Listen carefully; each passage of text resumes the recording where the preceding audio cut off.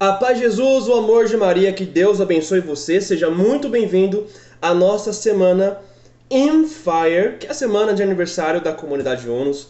É uma semana muito abençoada e aqui nós vamos ter pregação, oração do terço da misericórdia e as orações do cerco de Jericó durante toda a semana, do dia 5 até o dia 11, tá bom? Então essa semana vai estar recheada de oração, de pregação. E lembrando que no nosso dia 10, que é o nosso dia de aniversário da comunidade, nós vamos ter também um vídeo de retrospectiva dos nossos 7 anos de fundação. E hoje nós vamos começar aqui com a pregação. Ela está em Evangelho de João, capítulo 17, versículos do 20 em diante. E nós vamos fazer esse momento de oração, esse momento de formação. Vamos rezar juntos aquilo que Deus tem para você, aquilo que Deus tem para a sua vida. E ainda mais tarde, hoje, às 15 horas da tarde, nós temos ainda a oração do Santo Terço da Misericórdia. E logo depois também, às 18 horas, temos aí o nosso cerco de Jericó, tá? Então eu quero convidar você para já estar aqui conosco, para a gente rezar, para a gente fazer um momento de oração especificamente com Deus. Amém? Então vamos juntos, em nome do Pai, do Filho e do Espírito Santo. Amém.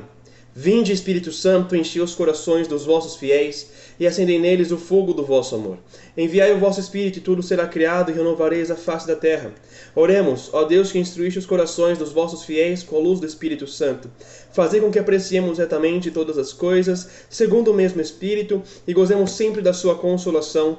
Por Cristo Senhor nosso. Amém. Em nome do Pai, do Filho e do Espírito Santo. Amém. Bom, Jesus Cristo queria uma unidade. Jesus Cristo queria que nós fôssemos um só povo. E para isso, ele nos diz, no próprio Evangelho de João, capítulo 17, versículos do 20 em diante. Veja o que Jesus vai dizer. Eu não rogo somente por eles, mas também por aqueles que hão de crer em mim, pela palavra deles. Que todos sejam um como tu, Pai, está em mim e eu em ti. Que também eles estejam em nós, a fim de que o mundo creia que tu me enviastes. Eu lhes dei a glória que tu me destes, para que eles sejam um como nós somos um. Eu neles, tu em mim. Sejam assim consumados na unidade, e o mundo reconheça que tu me enviastes e os amastes como amastes. Amém. Palavra da salvação, glória a vós, Senhor. Jesus Cristo queria a unidade.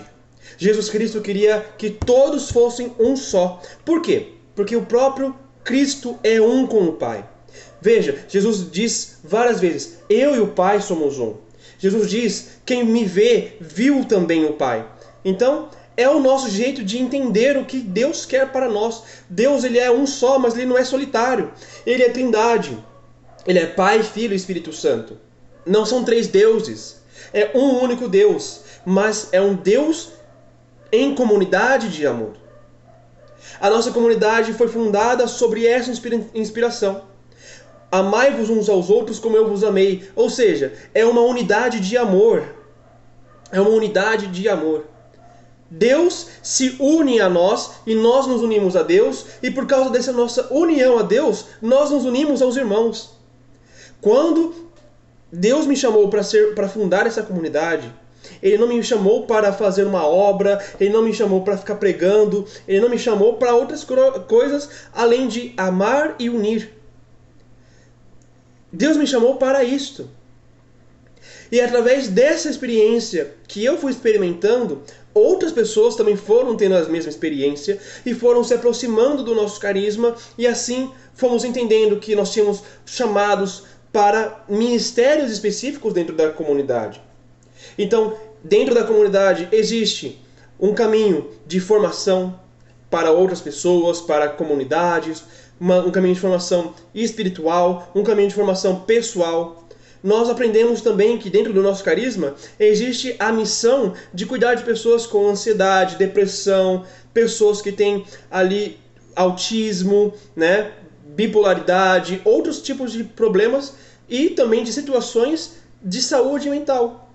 Mas também nós percebemos que nós temos também o nosso lado de pregação, nós temos o nosso lado de cura e libertação, nós temos o nosso lado evangelizador através dos carismas que Deus foi inspirando essa comunidade.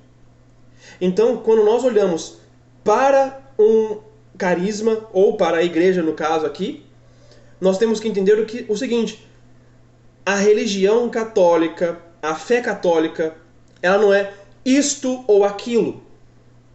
Ela não é, a unidade não se dá tipo, ou você segue essa regra, ou você não é igreja católica. Não, a igreja católica ela é e. Ela é as duas coisas. Ela não é carismática ou tradicional. Ela é carismática e tradicional. Ela é as duas coisas. Nós seguimos a tradição da Igreja Católica, mas nós também temos carismas dentro da Igreja Católica. A Igreja Católica ela é diversa. E quando Deus fala que eu quero que tenham unidade, para que tu esteja em mim, para que estejam em mim como eu estou em ti, quando ele fala ao Pai, quando ele diz aqui para que sejam um como nós somos um, ele não está dizendo que devemos ser uniformidade, mas uma unidade na diversidade. Existem vários carismas dentro da igreja, existem várias missões dentro da igreja, existem vários movimentos, várias pastorais, vários ministérios. Mas todos têm que estar em unidade com a igreja. Todos têm que estar em unidade com a igreja. Quando nós entendemos a nossa missão de comunidade, a comunidade Unos, por exemplo, dentro da comunidade Unos eu falei, nós temos isso, temos isso, temos isso, temos isso. Mas o que acontece dentro da comunidade? Toda a comunidade ela é inspirada pela frase, né, pelo carisma, que é viver, experimentar, viver e espalhar o amor misericordioso de Jesus. Nós vivemos isso daqui. É o nosso estilo de vida. É o nosso caminho que nós aprendemos com Deus. Não somos melhores do que ninguém e nem somos independentes de ninguém. Nós dependemos de outras comunidades também. A comunidade Colo de Deus, a comunidade Shalom, a comunidade Canção Nova, a comunidade Sião daqui da nossa região. Todas essas comunidades confirmam o nosso carisma. Nós dependemos deles também. Por quê? Porque a existência da Colo de Deus, a existência da Shalom, a existência de outras comunidades fortalece o nosso chamado. Então, meus irmãos, aqui que está o grande segredo. Se você quer viver em comunidade ou se você quer ser cristão, não significa que você tem que ser um igual a tudo.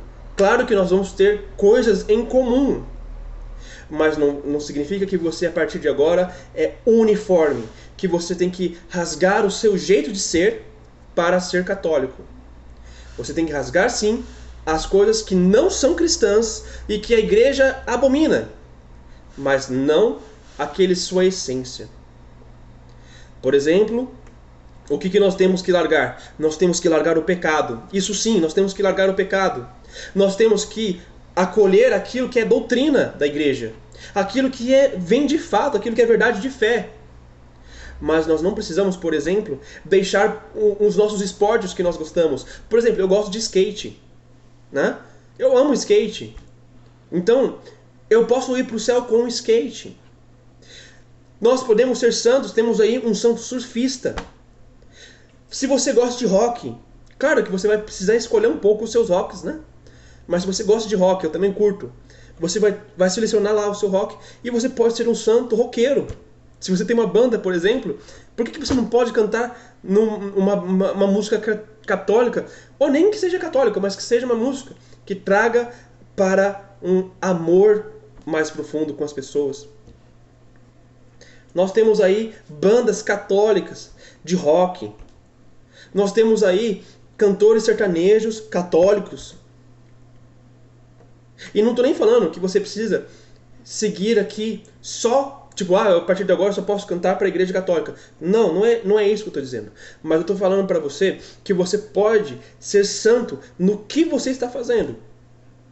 No que você está fazendo. No seu caminho de santidade, pode ser no seu trabalho, você pode ser um médico e ser um santo. Né? Nós temos aí uma santa que foi médica, que foi mãe, que foi missionária. que é Santa Giana. Você pode ser um pai de família e ser santo. Tudo isso apenas precisa de uma decisão. Eu vou ser santo e ponto. É isso que basta. É isso que você precisa. Se você assumiu isso, você se torna santo. Amém? Então, lembrando, ser católico não é ser isto ou aquilo. É você manter a unidade, mesmo na diversidade. A pessoa não pensa igual a você. Ok. Mas, mesmo assim, eu respeito essa pessoa respeita-me. Ok, aí tem a questão aqui também da doutrina católica, das verdades de fé. A igreja falou que certa coisa deve ser assim. E você chega lá e fala, eu não concordo, aí também está errado. Por quê? Porque aquilo que a igreja definiu como verdade de fé, como dogma, que significa verdade de fé, é porque é algo que o próprio Espírito Santo revelou que é uma verdade. E uma verdade é verdade, mesmo que todo mundo fale que é mentira. Por exemplo, se eu falar que essa camiseta aqui, que é verde, se eu falar que pra mim ela é azul, você vai falar que eu sou louco. É a mesma coisa.